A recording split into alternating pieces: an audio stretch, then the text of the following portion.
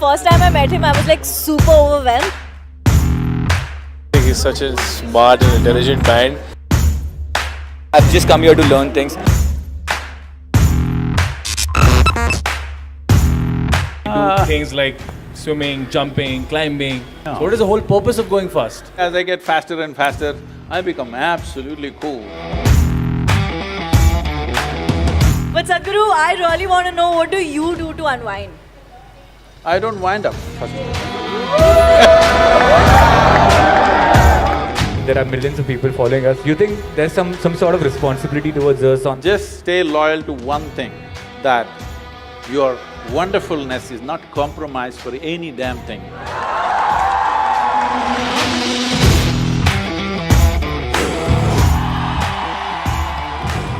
I have had the pleasure of meeting the man that I'm going to introduce on stage now before. The first time I went to meet him, I was like super overwhelmed.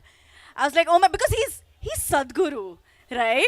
In your head, you're like, don't say stupid things, do not say stupid things. And then I went and I met him and I realized that he's literally as chill, fun, amazing like you and I. And I am super excited about this session. Are you pumped?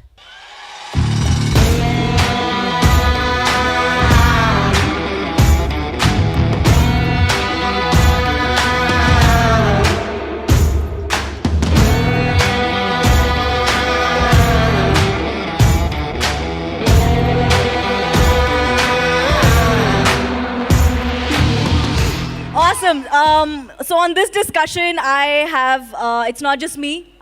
This is going to be graced by two other very amazing YouTubers. So I'd like to welcome on stage Mumbiker Nikhil and youNick. Whenever you're ready, guys, let's make some noise. What's up, guys? Once more.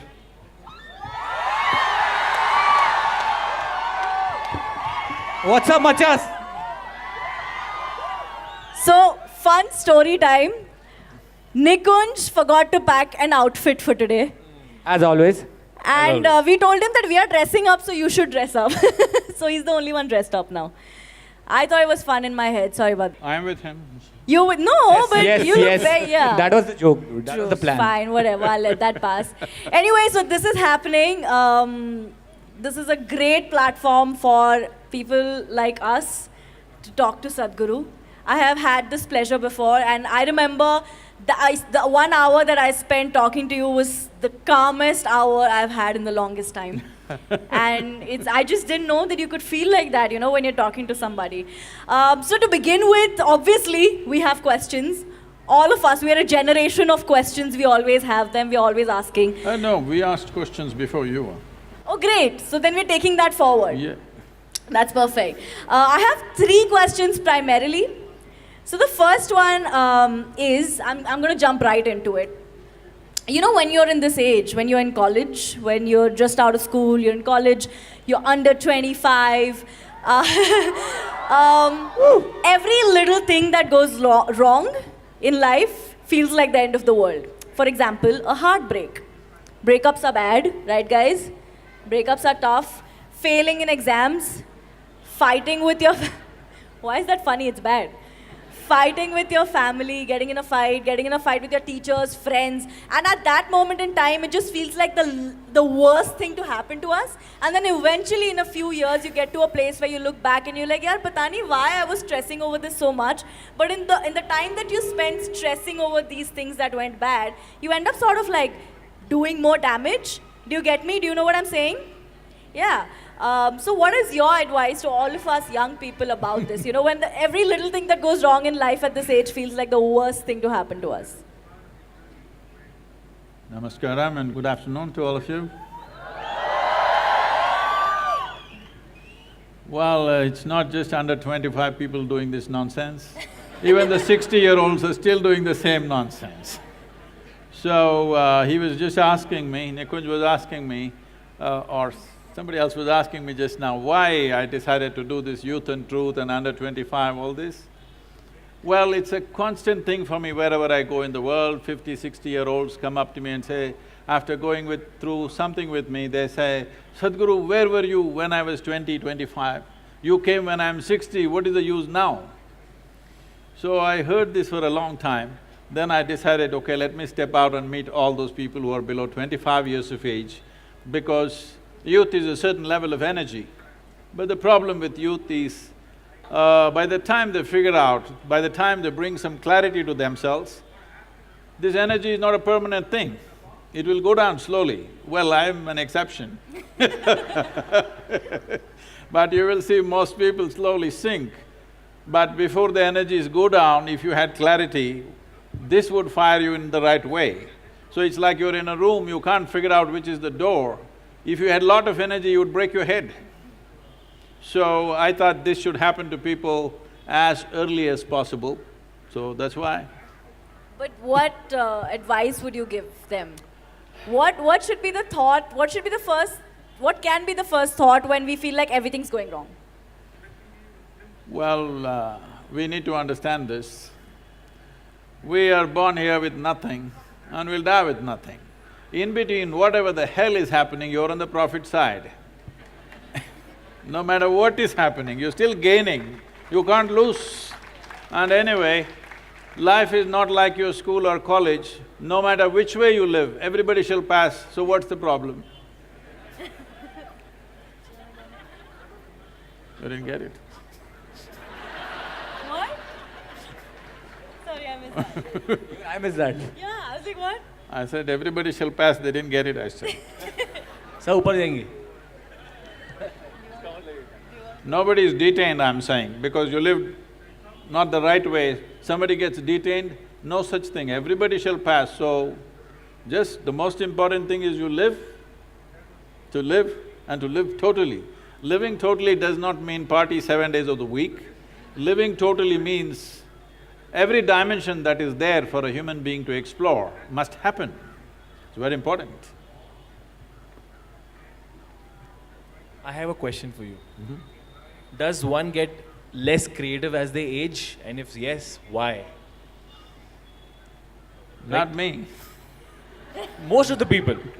So I Most think, of the people. being creative versus getting experience, that's what I feel. As they age, the family, children, problems, solution, office, money. If there are problems, you could drop them, but can you live without them? Of course not, but So- creativity. So the thing is, see people, one fundamental problem is we have created an education system where you're misunderstanding memory and information as intelligence. This is the biggest mistake we've made. This is the reason why someone who is growing up in a city looks smarter than somebody is in the village, simply because of information. Information is not intelligence. Anyway, all these people who have some information in their head and they think they're very intelligent are going to be seriously disappointed because machine learning is coming. There will be… if you are a PhD in something, your phone will know more than the PhD. So, this pretense of having memory, pretending that memory is intelligence, has to go. Now, young and old is just a question of the burden of memory that you carry. You don't know how to carry your memory. See, we must understand this. People are not suffering their life. They are suffering two most fantastic faculties that we have, that only we have, no other creature on this planet has. One is a vivid sense of memory and a fantastic sense of imagination. So, this is all people are suffering. What happened 10 days ago, you're suffering. What may happen day after tomorrow, you already suffer. You are not suffering life, you are suffering your memory and your intelligence. When are you going to learn to handle this? Is 25 too early, you think? No. You must figure it out as quickly as possible, how to handle my memory and my imagination to my benefit. If you don't know this, 25 or 55 or 65, you'll be still the same. Because 60-year-old people think they have a right to worry themselves to death. You don't have to worry yourself to death, death will anyway come. I'm saying there's no need to work for it. I'm sorry, I'm just gonna budge in here. You've said that, death is gonna come. No, I didn't say that, it comes anyway. It comes anyway. That's like that. It's just It's gonna that- come I'm not saying you said No, so no. it's coming, but it's gonna come anyway. Just that most people think other people die. No, you and me will die. But then, is that the thought you have when you are speeding in a car at Siachen? Or In a bike, actually. On a bike, sorry, On a not in a bike. car. When you are being the rider that you are, standing on your bike and you are going through like snow-clad, hilly, Say, dangerous regions. What is the thought in your mind? I want to know that. Oh, generally I have no thought in my mind. This is a very important thing, that people think thought is a big thing. Thought is not the biggest thing in your life. Thought is just recycling of the data that you already have, nothing new happens in it. So if you want to recycle your trash can, you can go on doing it, but the important thing about life is you have enhanced your sense of perception, that constantly you're drinking more life. No, I mean not the other things, okay? I mean life. You're drinking in more life all the time, so where is the room for thought? So about speed, speed is not for me, people think, is it your adrenaline? I have no adrenaline. Actually, as I get faster and faster, I become absolutely cool. And my right leg is always heavy when I sit in a car, so… Oh my God. The speed is not about adrenaline, speed is about competence. If there is no competence, it's just adrenaline, you may kill yourself or somebody else. It's very important, it is a question of competence. So, is death on your mind? This is one thing I have done to myself, not for a moment I ever forget that I am mortal. I always know I could fall dead right now. Because of this, if you know that it's a brief amount of time that you have in this world, you would live totally, isn't it? A whole lot of people think they're immortal, that's their only problem. That's why they're postponing their joy and their wonderful nature to tomorrow. They think they can do it tomorrow. So if there's no adrenaline when you're driving fast or riding fast, what is the main purpose of going fast? As a human being, we do things like swimming, jumping, climbing, because we love the drug which is being produced inside our head, right? No. So what is the whole purpose of going fast? The whole purpose of going fast is just this. There is something in a human being, ultimately in this world, in human society, among the monkeys, among the lizards, among everybody, ultimately the only thing that is valued is competence in their world, wherever they are. So, like driving at a certain speed through difficult terrain is more a test of yourself, whether you can do it or not is the question. And just to get to that edge all the time, if you get adrenaline, you will not go very far because your competence will go away. What do you enjoy when you drive fast? I don't enjoy anything in particular, I just made sure all the time I'm joyful, I do whatever the hell I can. Do you see what I meant by, he's so chill in life, I thought I'm hot. You're hot. Pretty much. Listen, I'll give him that in that outfit, I'm gonna give him that. But in life, I feel like being hot-headed is not something you are, you're more chill. This You're is more my getting relaxed. old goals. Huh? This is my getting old goals. Getting old goals. And as hot And as chill as possible. Everyone has a different adrenaline, that's what I'm saying. The reason that I drive fast… This is a very generational thing. When we were growing up, if we saw something really nice, we saw, oh man, it's hot. Now you're saying it's cool. I think it's because of global warming maybe. Everything else is hot. I was saying like the reason I drive fast and is not to get adrenaline rush, is so that I can get on time and get the Dombivli local, bro. So everyone has a different reason of getting… City boy, Sadhguru, my second question for you would be, on a more funner side, since we're taking it up our stride. We know that when you were a child, you were a very quiet child. You didn't speak much, but your teachers say that they looked at you and they knew you were always up to some mischief. Also, there's a lot of very… Most of the time they didn't see me because I was not in the class. Whenever they did. Whenever they did. Probably in the canteen, like. In the canteen or wherever it was. So I how went- were you? I went much further. Yes, We would like to know about how further that was. Oh. We wanna hear a story from then. We would love to know that. Just yesterday, two of my teachers who were in high school, in the demonstration school in Mysore, the regional school of education, they came to visit our yoga center. So now they were all overwhelmed seeing the center and the work that's happening. So they were asking me, the one teacher did not remember my face or anything about me. I said, that's because ma'am, you were teaching algebra and I never was there. So it's not your fault that you don't remember me. So how further, should I expose myself like this in front of… We would love to I know. would love to know. We want to know. See, for me, I found everything… Fortunately, the school was located in a place where there was a whole lot of nature, there was a lake close by and forest and everything. So for me, I got so engaged with those things. If you want to know my first venture, they put me to school at the age of 3.5. I was 3.5 years old and they put me to school because I was kind of spilling out of the house a bit. So this maid holds me by the hand and takes me and leaves me in the school. I kind of, after a few days, I resisted that she can't hold my hand and take me to the class. So I made a deal with her, you have to leave me near the gate. So she left me at the gate and of course, I did not go into the school. I found the Grand Canyon, really. And I explored life and it was so fantastic. Over 3 months passed like this and somehow they discovered I have not been going to school for 3.5 months. But the worst thing they did was, when I came home, they were all accusing me, you have been playing in the gutter. They reduced a Grand Canyon into a gutter.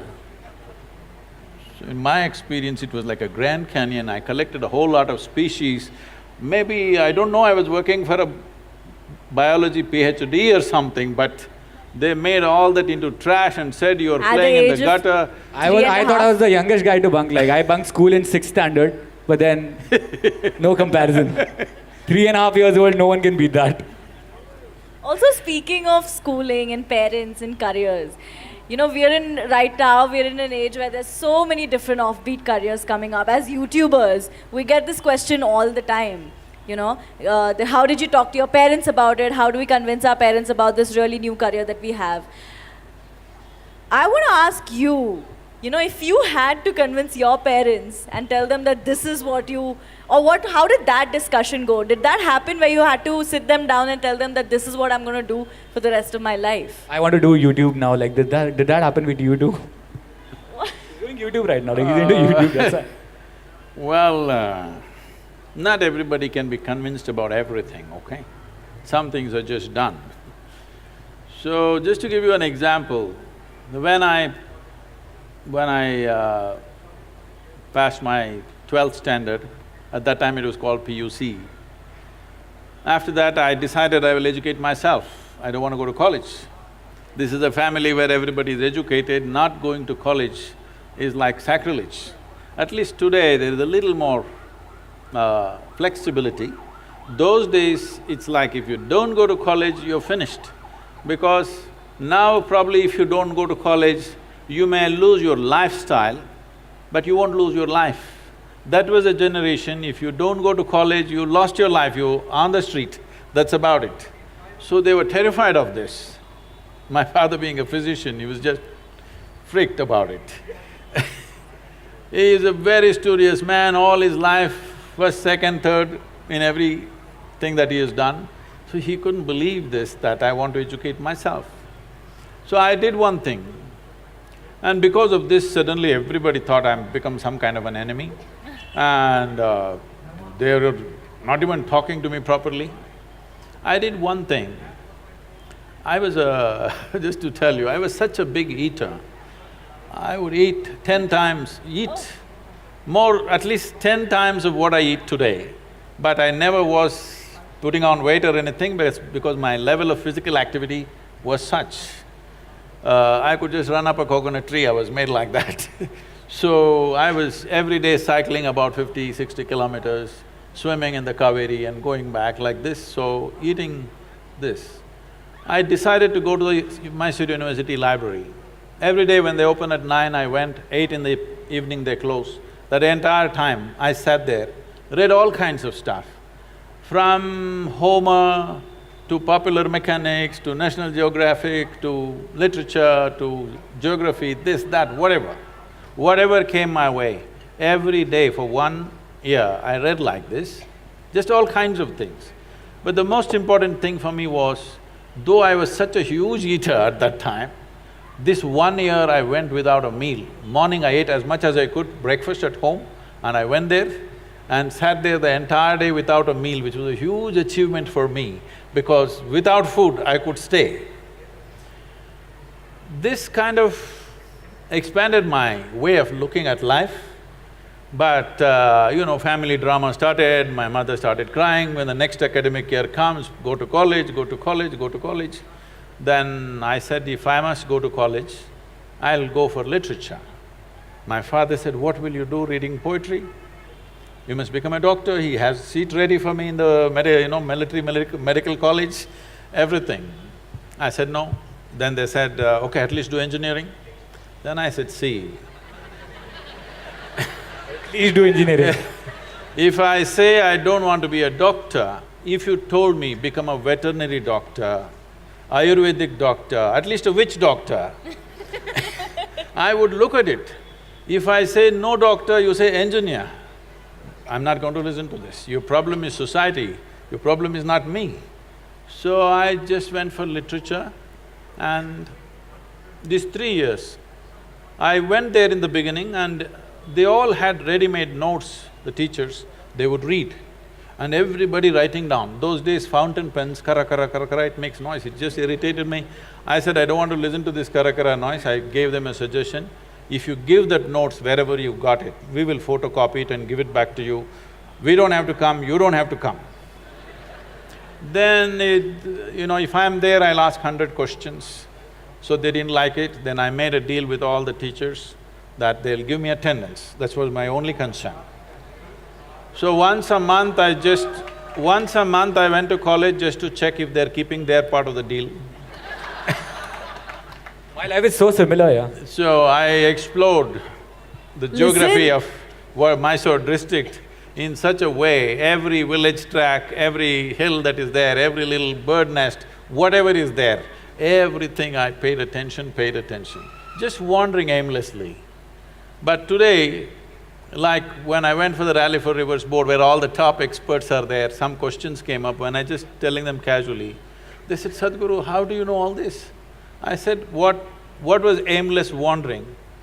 Where I paid absolute attention to everything, from a worm to an insect to anything and everything I paid attention. Now it's become formidable knowledge. I never intended to learn anything, I just paid attention because it was life. And this is all it takes. We have come here to live. There is no other damn purpose. Those of them who want to go to heaven can go today. Why are they postponing? If it's such a great place, I don't see why you should postpone it, isn't it so?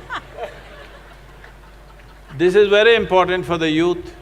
If anybody says there is a better place than this earth, it is a crime.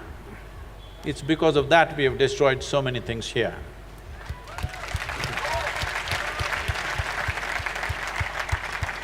I wanted to ask you one thing, as young entertainers and as you all know that we've got YouTube channels and there are millions of people following us, you think there's some sort of responsibility towards us on how to go about it, or we should just do what we like to do? What is it that you like to do? Let's look at that first. See, essentially everybody is doing whatever they're doing, mainly because they think in some way it enhances their life, it brings pleasure to them, it makes you wonderful. Have you been… certain moments of your life, I'm sure you've been absolutely wonderful to yourself and to everybody around you, isn't it so? All you have to do is just be loyal to that one thing, that you're always wonderful. That's all. Rest of it will naturally happen according to your intelligence and capability. What has to happen will happen. You just be absolute loyalty to your own wonderfulness. This is like, it once happened. There was a man called Shankaran Pillai who was running a pet shop. And someone came and they wanted to buy a dog. There was a reasonably grown-up dog, a golden retriever. He said, I would like to take the dog, how much is it? He said, 25,000 rupees. I said, come on, for a full-grown dog, 25,000, why? He said, it's too wonderful. I said, yes, it's a wonderful dog, but 25,000, that's the price. So he paid the money, he petted the dog was very friendly. Then he was just about to leave, he asked, but is this dog loyal? Shankaran Pillai said, absolutely loyal, I sold him 12 times, within hours he's back. So no matter what is happening, just stay loyal to one thing, that your wonderfulness is not compromised for any damn thing. It's important. So the moral is you should be loyal and you should be unique.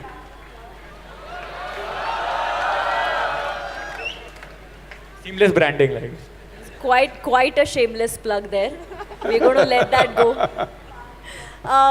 But Sadhguru, I really want to know, what do you do to unwind? I don't wind up. First. Great. Listen, 1 second. Pradita, you should stop Swamiji, this. do you remember I said this is savage going to be replies. his answer?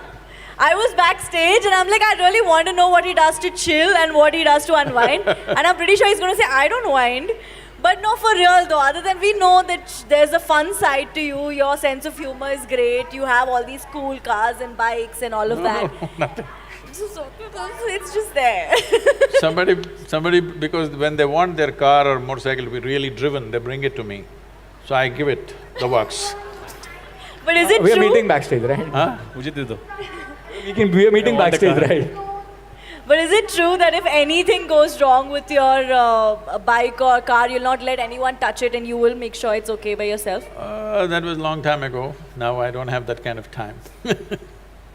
Awesome. I think we're going to open this up to the audience because I'm pretty sure a lot of us have a lot of questions.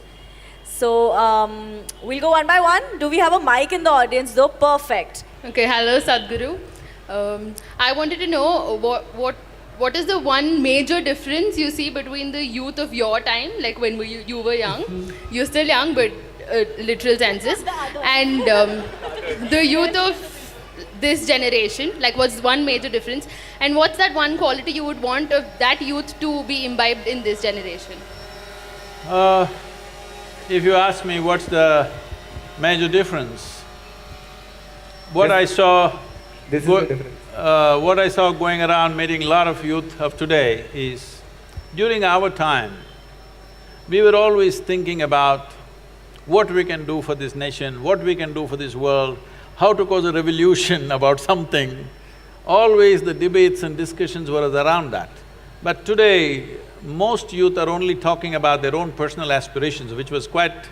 I don't know, it's amusing and also little alarming sometimes. But at the same time, it is largely because of the economic comfort you have today, which was not there at that time. That's the main reason. So if… because in this country, we're still not one nation, all right? There are people who are living in the highest level of comforts and well-beings, there are people who are somewhere in between. At least you can easily make this country into 5 layers of existence, literally. Just now, I was in Trichy this morning and I was talking to the farmers. If you look at their condition, it's a large congregation of farmers in Tamil Nadu. If you look at them and if I look at you, this is a different world altogether, it's not the same world. So because it's like this, still there are parts of India which needs some revolutionary action. There are parts of India where personal aspiration is good enough. I think it's important that there's a part of you which constantly thinks about how to cause some kind of a major difference to the larger populations. This must be there in our minds, it's important. All right, we've got time for 2 more questions, I think. And I'm not going to choose, I'm not going to be the villain here. Akshay? Hi, Jova's here. Hey guys.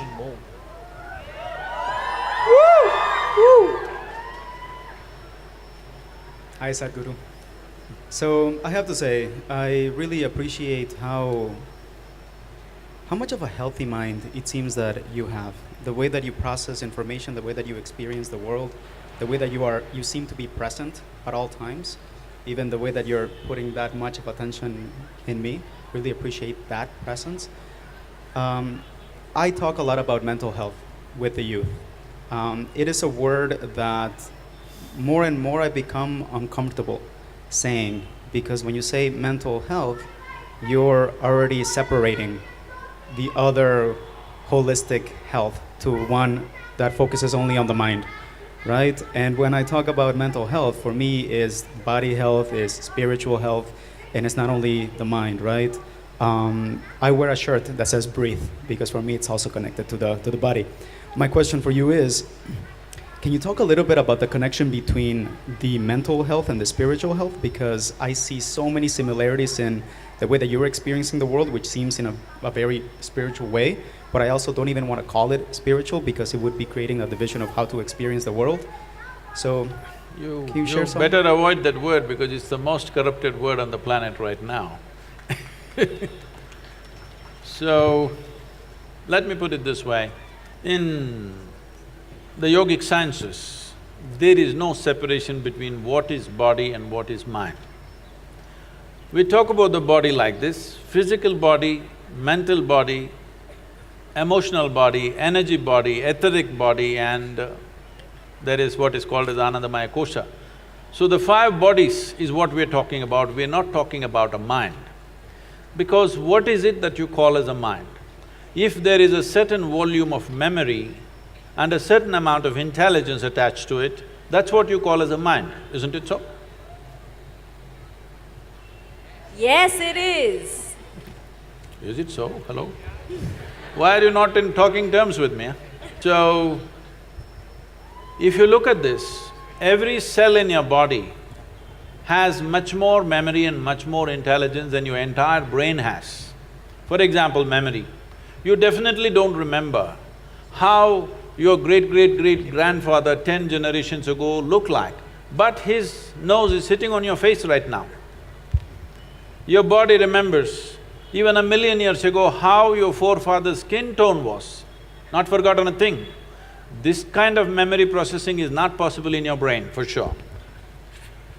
And when it comes to intelligence, what is happening in a single molecule of DNA is so complex, your whole brain is not good enough to figure that process. So both in terms of memory and intelligence, is a lot more all across this body than just here. This has become important mainly because we have kind of taken education straight out of European culture and put it here. In the European culture, thought became very important because they went through about 300 to 400 years of very dogmatic religious practices, that anybody who thinks something different was dead. So, they broke away from that about 150 years ago, which they called as Renaissance, which was a big breakthrough for them, that they could think for themselves. Otherwise, everything that you need to say is already said in one book. If you say one more thing, you're dead. This was the culture. So they made thought, human thought, into a very big thing. But you understand this, whatever kind of thought you have is only from the limited data that's coming, that's already stored in your mind, isn't it so? With this limited data, you may make permutations and combinations of it, but nothing new will ever happen. So, when we say mind or manas, we are looking at a dimension as memory as a separate silo, which is all across the body. There's more memory in every cell in the body than here. And we are looking at intelligence as chitta, as something totally different. So to keep these two things separate is most important. It is only your memory which gets corrupted. It's in your memory that you go sick. You cannot go sick in your intelligence. If I speak this, people will become very… they think it's not compassionate to say these words, but I want you to understand this. This is because we have gotten trapped in our own memory bubble, that this memory can go corrupt. What happened 10 years ago, it can rot in your mind and become something very big after some time and cause this. Well, people always will argue, but there is a chemical process. Yes, this is the most sophisticated chemical factory on the planet. The question is only, are you a great CEO or a lousy CEO? There is a way that you can keep your chemistry the way you want. Just look at my eyes and say, I'm always stoned. Yeah. never touched a substance, always stoned, and I can calibrate how intoxicated I want to be or how less I want to be any moment. This is not something… See, the important thing is this. The question is not about intoxication being good or bad. The problem is it takes away your faculties. That is a problem. So as we looked at it earlier, one of the most important thing for a human being is that our actions are successful. Whether you're driving or riding or doing something, if you throw a ball, it must go where you want, otherwise you feel not good. Because the purpose of human action is success. So if success has to happen, your body and your mind must take instructions from you. So with alcohol, drug, the problem is your body and your mind won't take instructions from you. That's the whole problem. So we are not against intoxication, we are against you becoming incompetent. That's the important thing. So we can show you a way that you can simply sit here and totally stoned out, without anything from outside. You want to tone it down this moment, you can just tone it down and do what you want. Absolutely no impact on the system. This is not just talk like that, there's a whole lot of research on this. Scientists have found that there are millions of cannabis receptors in your brain. Why is it there? Because your body is supposed to produce it, you're not supposed to smoke. You're supposed to produce it in your system.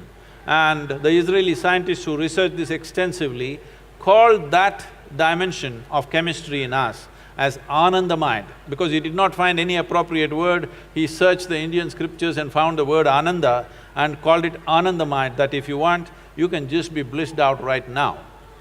So if you are blissed out, will you get crazy, I'm asking?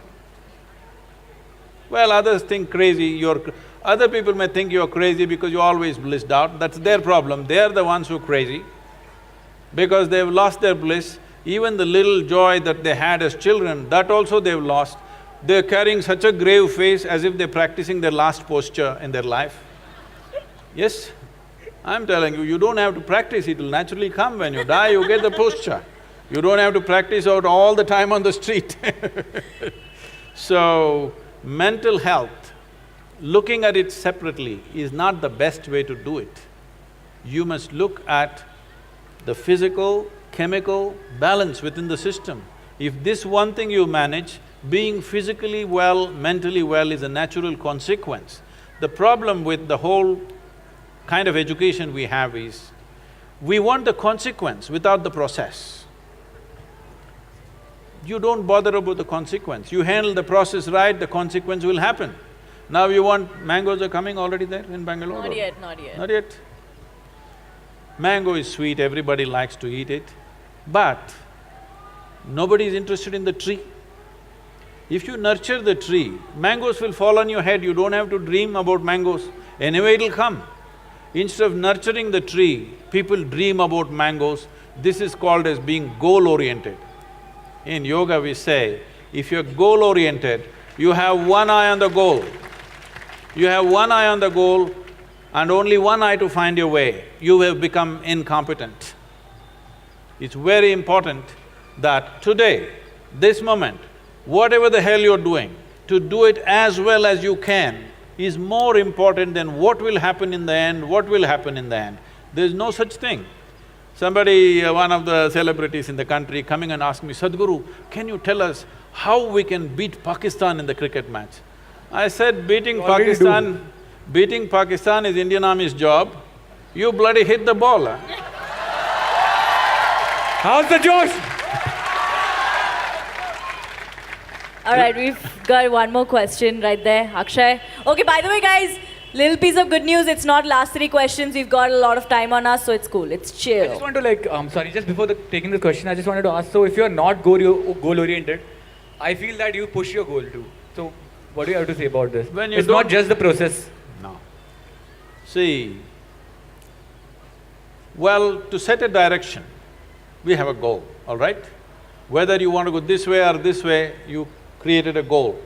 But that's all the job is. Once the goal has set the direction, it is a question of efficiency of walking or riding or driving or whatever the means of going there, isn't it? This will… see, everybody has a desire to win. But your desire is only a direction. Your desire doesn't do anything else. A desire sets you in a certain way. Desire doesn't get you to win. Every fool wants to win, but only those who play well will win, isn't it? I want to ask you one thing. What makes us a human being? You said we can get stoned whenever we want to. So what makes us a human being? And do you think greed… I thought you were already born a human being. No. What makes you a hero? That's science.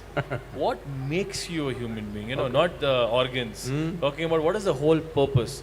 Does greed plays an important role in the evolution of a human being?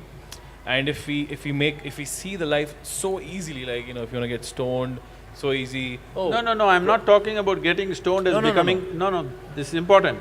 See, because till now you have understood the word stoned as sitting in some place like this, like a dead chicken. No, I'm asking… That's why Nikhil is not taking off his glares actually. Yeah, stoned. I'm talking about… I have mastered the technique also, by the way. That's why. I'm talking about being stoned means you are in a state where no matter what is the nature of activity you're doing, with who you are, what is the result happening or not happening, you're still on. All the time you're on because you're stoned, otherwise you would be affected. But right now people's idea of being stoned is sit in a corner like a dead chicken. That's not my idea of being stoned. You're hugely empowered because you're intoxicated. So what is the purpose? Purpose. You want to know? Now, what makes you a human being? See, there are many creatures. People say approximately there are over 1 trillion creatures on this planet. I just want to cut you. Like, my father used to tell me, like, I was a very dumb child. Like, I never used to I can focus on understand. studies. Yeah. Because I used to ask a lot of questions, you know. I never No, used to because I'm your understand. father's age, I'm saying I can I understand. never used to understand anything. I say that's I was very bad in studies. I was… You cannot say. I can say, I'm his father's age, I can say. So it's like… he's like being sad, being greedy, being hardworking, you know, that makes you human, that's a part of your life. You asked the question, you're trying to answer it. What is No, this? I just want to know, like, I was listening to you. So very what carefully. makes you a human being? There are over 1 trillion creatures on this planet, from worms to insects to birds to animals, all kinds. Many of them fantastic creatures. A lot of people even call themselves that I'm a tiger, all right? Many are calling themselves lions, but tigers, lions, elephants, no matter what they are, they're just called that. We never call them a tiger being or a lion being or an elephant being. Only for you, we said you are a human being. This is because you are the only one who has the capability that if you exercise your choices, you know how to be. None of them know how to be. They're all programmed for compulsive reactions. They exist in a world where it's all by compulsive, instinctive reactions, but you know how to be. But human beings are trying to prove that they don't know how to be. They just don't know how to be, most of them, unfortunately. They're trying to prove the nature wrong. But you know how to be. Only thing is, you must keep your choices open. Choices means, right now, is it true? If you wish, you can sit here and look at the person next to you, think some really horrible things about this person sitting next to you and get a little depressed, why am I sitting next to this horrible creature? Possible or no? Possible. Or you can look at them nicely and think wonderful things about them, or don't even have to think anything. If you don't think anything, simply look at another life, you can sit here in wonderful company. Possible or no? So you being wonderful or horrible right now is a choice. Are you exercising the choice, or are you falling back in evolution and behaving compulsively? That's all the big difference. A human has the capacity to be a conscious life. And we also do the same things. They are born, we are born, they eat, we eat, they reproduce, we reproduce, they die, we die. We're doing the same things. But the big difference is we can do it consciously. They do it as a programmed system. This one thing if you do, suddenly you will see your experience of life is so phenomenal that it is such a big phenomena. What is the meaning of life? Such a question will never come to you. There is no such thing as meaning of life. It's a phenomena beyond all meanings. If there is no profoundness of experience, if you're living on the surface, especially if you're living in the thought process, then you are thinking, what is the meaning? Because all you have is words. When you're full of words, you want a meaning for the word. Tell me what is the meaning of a tree. Tell me what is the meaning of a bird. Tell me what is the meaning of the cloud. What is the meaning of the empty sky? Is there some meaning to it? Meanings exist only in human heads. The universe has no meaning. It's too fantastic to be trapped in a meaning. Trust the universe. All right, let's take… Guys, tell us your name so we'll know you. Namaskaram Sadhguru. My name is Rakesh. First of all, thank you so much for being here. I should say on this planet to guide us. Oh, I've been here only. I know I look… See, this happens to me. Whenever I land in United States, in the immigration, these days I have global entry, so it's okay. Otherwise, always I stood in the immigration where it's marked resident alien. I look around and see I'm the only one who fits the description. You are Sadhguru. I actually here only. Yes. Sadhguru, my question is… If you can hold it. Yes. I know you want to speak from your heart, but it works better this way. Okay.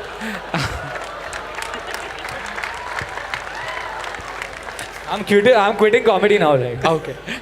Sadhguru, my question is, I have seen youngsters, okay, they are addicted to drugs or alcohol, they smoke, and I have even heard, okay, one of my friends telling that… This is just water, okay?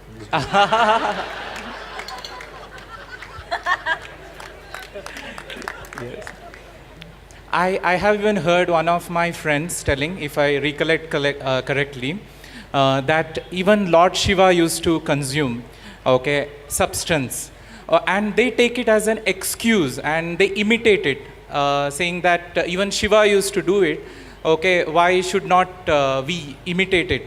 So that is the excuse which, few of the youngsters, take it to consume the substances. So what is your advice to them? Well, everybody is these days asking, why can't all these things be made legal? Why do we have to buy it in the back street? I understand the logic, but the thing is just this. Why can't I smoke… What do you call it these days, huh? Okay, why can't I smoke up? This is what it's called? I got you. Why can't I smoke up and go to my college? The thing is just this, you can. Only thing is, suppose you want to get on a plane, your pilot comes smoked up. Would you like to go on that plane? Or let's say you need a surgery, your surgeon comes smoked up. Or your cricket team goes to Australia and it's smoked up.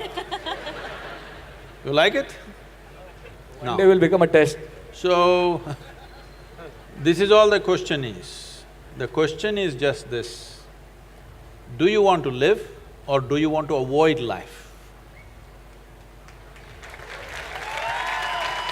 You know, you just asked us what it's called these days. I want to know what it was called back then. What was called? You just asked us what Smoking it is up. called these days. I want to know what it was called back then.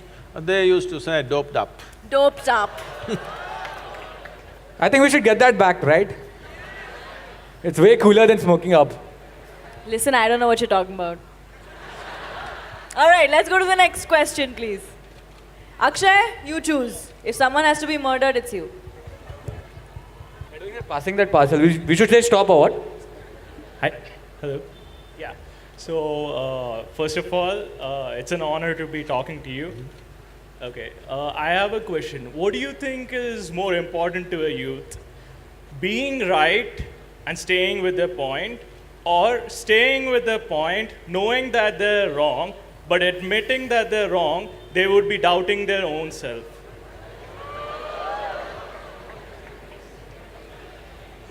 It's not a tough क्या है question. लिख क्या है She's asking if you're smoked up.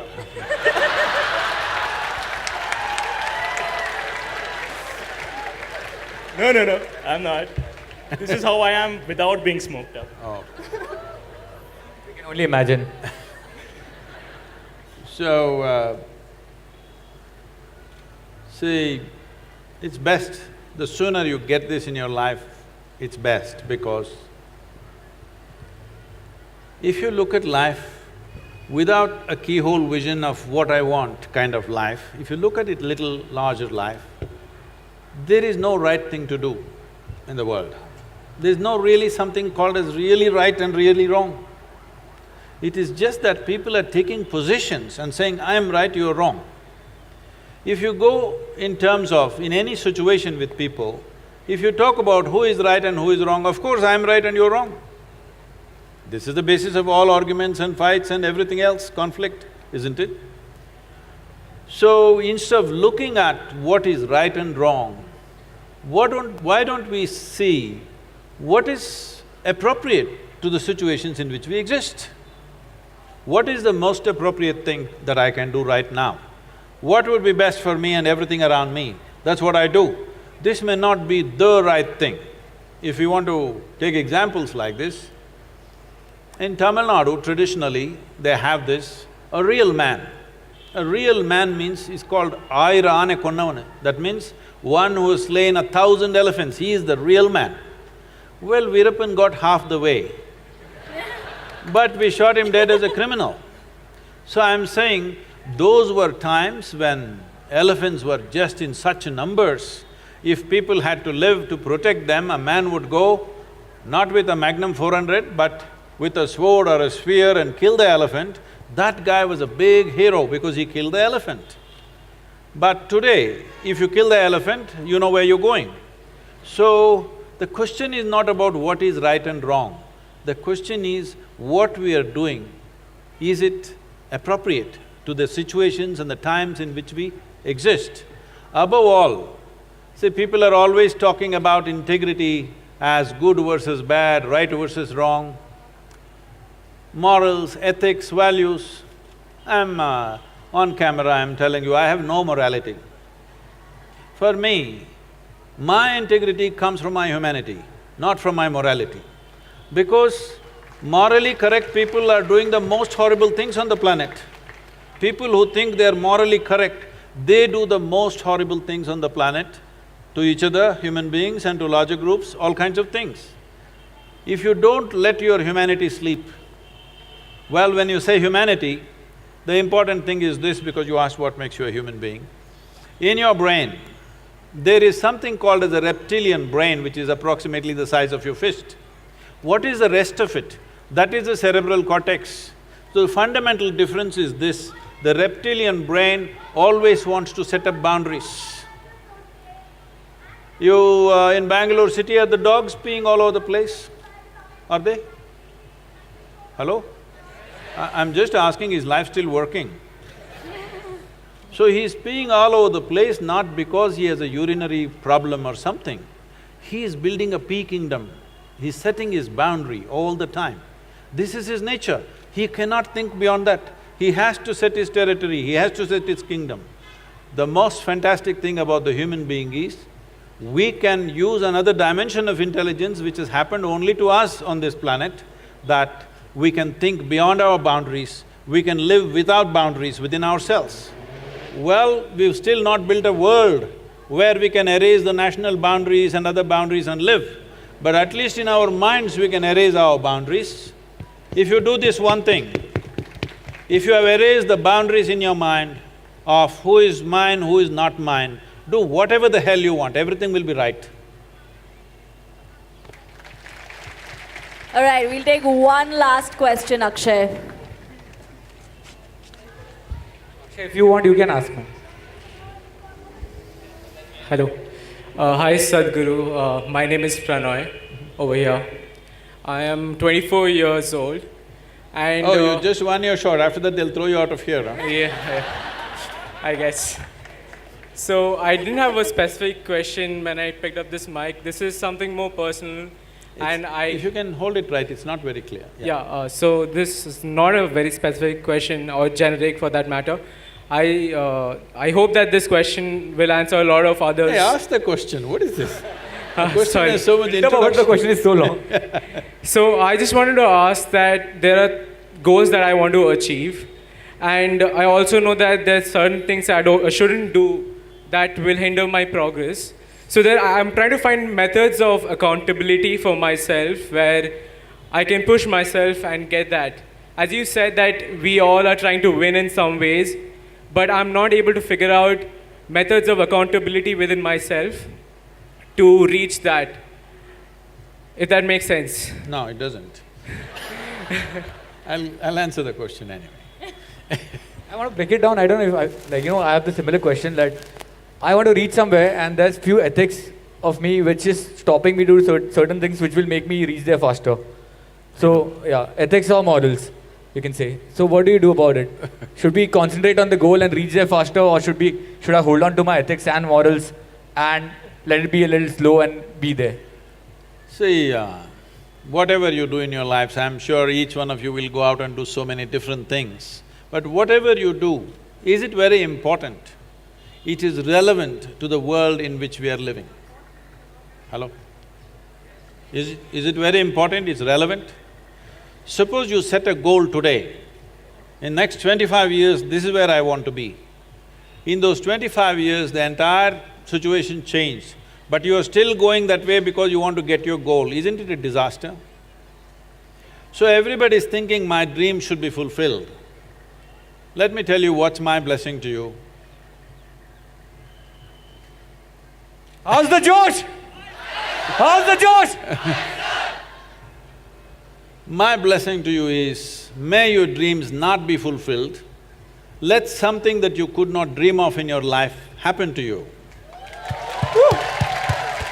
Because what can you dream of? I'm asking you, what can you dream of? Only a little exaggeration of what you already know, isn't it so? Can you dream of something totally, absolutely new, which is not in your experience? So you are ruling out all the possibilities of life simply because you have set a goal, because somebody is telling you, you must be goal-oriented, goal-oriented. No, you don't be goal-oriented. Constantly work on how to enhance this piece of life. It is like, you have a Maruti car, nothing wrong with it, it's a good car to go home and go to the office. But you want to race on the F1 track. Well, four wheels are going to go in four different directions. If you want to go on that kind of speed, you don't dream, you build the machine, isn't it? Similarly, if you really want to go somewhere in your life, you build this one.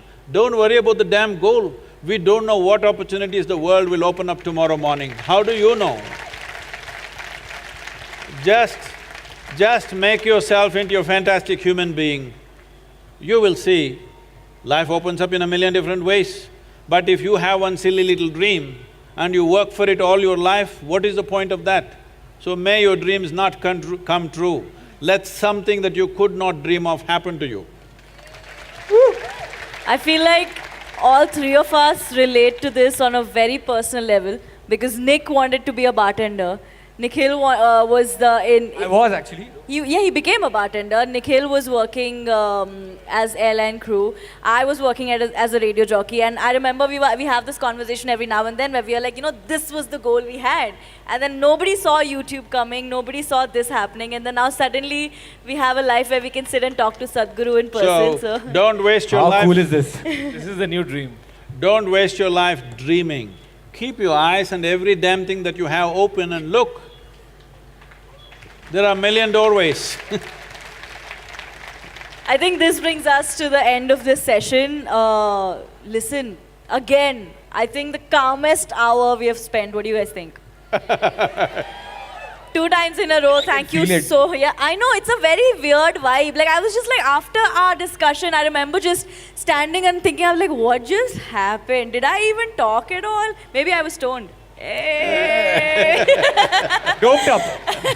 But thank you so much, Sadhguru. And thank you to everybody who is here. Have fun, guys. It's going to be great. We're going to take your leave. Thank you. Hi, guys. Let's do it. Check. Yeah. Okay, on that note, we'd like to get a picture with all of the panelists on stage. Would you all like a picture? Yes? So just crowd around the middle and turn around and face the cameraman. A big round of applause, ladies and gentlemen, to the panel on stage. There you go.